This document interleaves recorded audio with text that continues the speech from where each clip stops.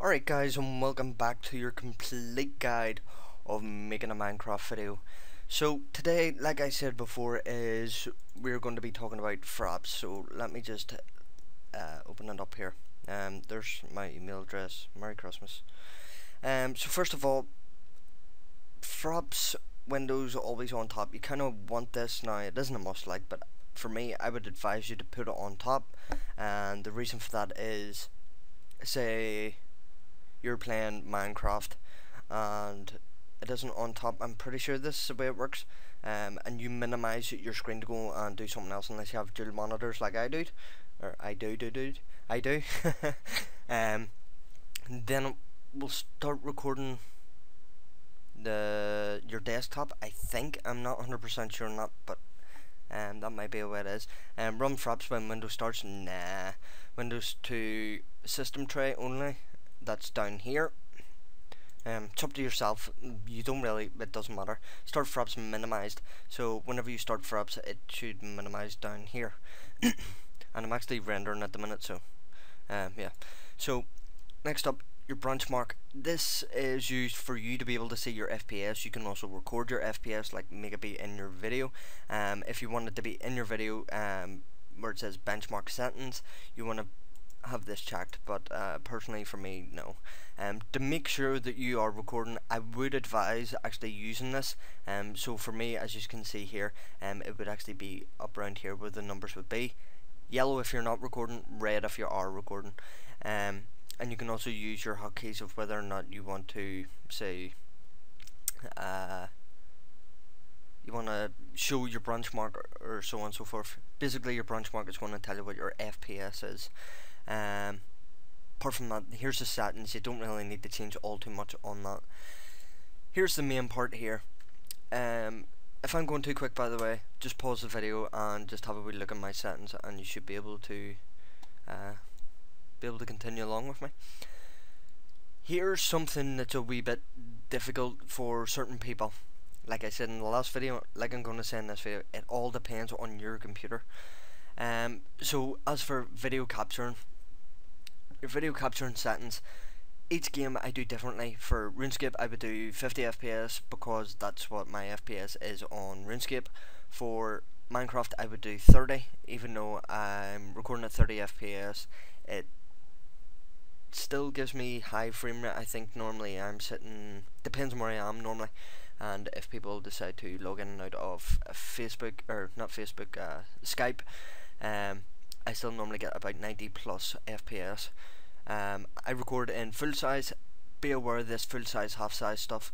I will be explaining the difference between both of them in 1 wee second. So either 30 or 29 FPS if you're recording Minecraft. Loop buffering 30 seconds, just leave it the way it is. That would be default. Split movie every 4 GB. Basically what that means is, because fraps make such high sized files, every 4 GB it will make a new file. If you're going to do this, it means whenever you're editing your videos, you will need to put every single file into Sony Vegas or whatever program that you're going to be using. Sound capture, of course you want to capture the actual sounds that are coming from your computer. You want to make sure it's on stereo, not multi-channel. If you put it on multi-channel, like you would have seen in the Waking Up first one that Stu had it on multi-channel, I was echoey. So make sure it's on stereo. Multi-channel, I have no idea what it does, but just make sure it's on stereo. So, and yeah, it should be okay whenever it comes to recording Skype calls, so on and so forth. Should sound pretty good. Record external input. Now this is the microphone that you're talking into, and for me, mine is the Platronics Gamecom 780. It's okay headset, but yeah, you want to make sure that you have your headset and microphone in this place. Only capture when pushing space. That means every time you want to talk, you have to hit space. Say you're playing Minecraft or some game that requires you to hit space.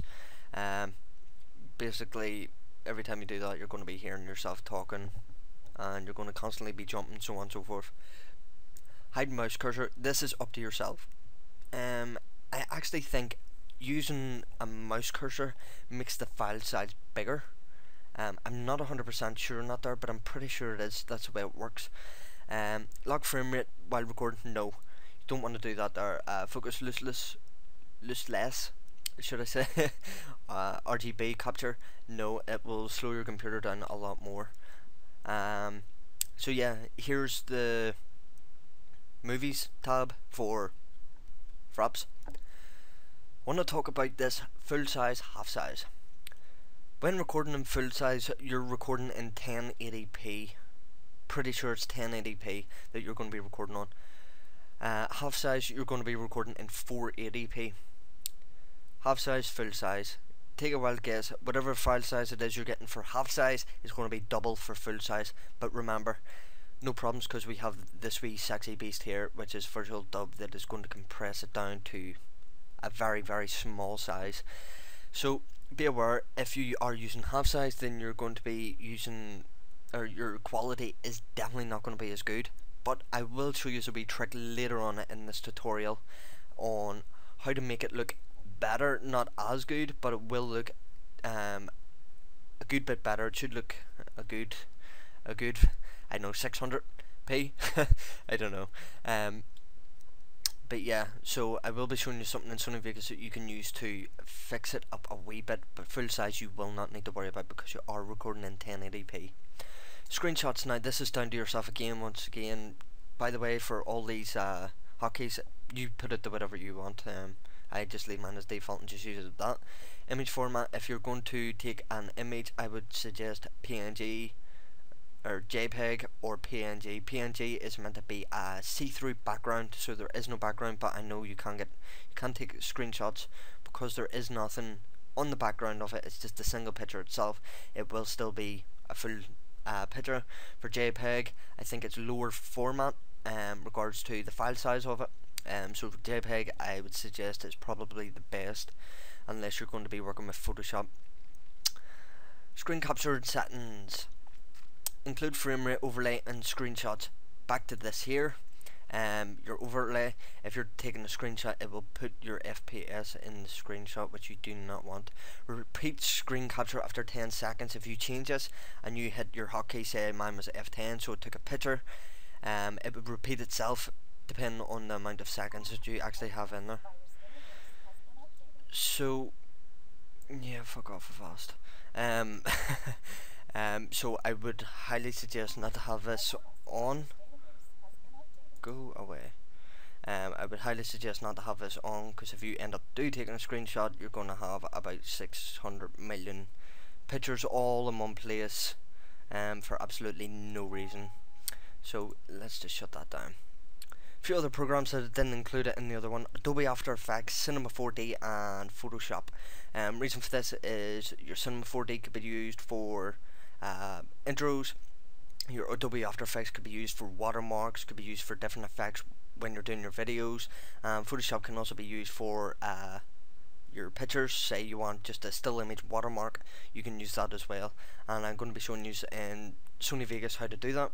If you put your watermark in Adobe After Effects, what you're going to need to do is render your Sony Vegas video out first, then put it into Adobe After Effects, then re-render it out again. So personally, it's not really worth a double render for something that you can do in Sony Vegas just.